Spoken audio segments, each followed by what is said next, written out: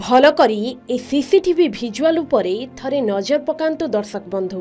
मुंडरे jacket टोपी लगाई गली भितरे पशुछि चोर। गली भितरे एपट सेपट हेबार किछि समय परे गोटिए गाड़ी धरी गलीरू बाहरिछि।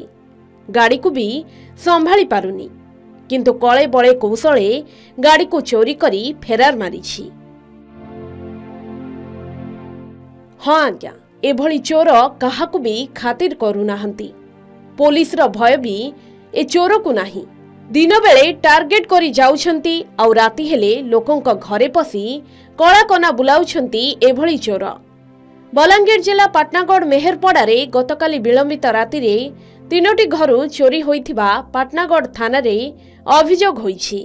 गोटिए घरु चोरीर वीडियो सीसीटीवी रे कैद होइथिबा बेले चोर को धरिबा पई पाटनागढ़ पुलिस तनाघना चलाइछि।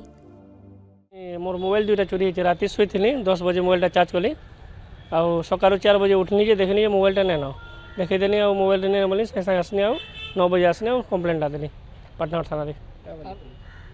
आया पुलिस वाले आसनी कंप्लेंट ला देनी आया मोर मोबाइलटा चोरी होई जे बोली करी घरे थिला सोई पड़िथिनी आ राति मोबाइलटा चोरी होई जे बोली करी आर का चोरी होई जे पड़ाती बोलदे आ पड़ाती गाड़ी दुईटा चोरी होई जे बोली कहउछन आ नेक्स्ट गली रे गाड़ी दुईटा चोरी होई जे बोली कहउछन। पाटनागढ़ थाना मेहरपड़ार सुशांत मेहरक 2टी मोबाइल और अर्जुन मेहरक घरु 2टी बाइक सह अन्य जनक घरु किछि कंसा बासन चोरी होइथिबा जणा पड़िछि। जहा परे थानार द्वारस्थ होइछंती स्थानीय बासिंदा।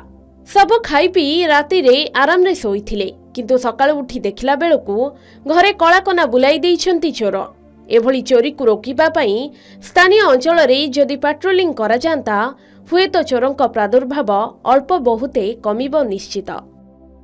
पाटनागढ़ सुधाकर दास को रिपोर्ट, के न्यूज ओडिशा।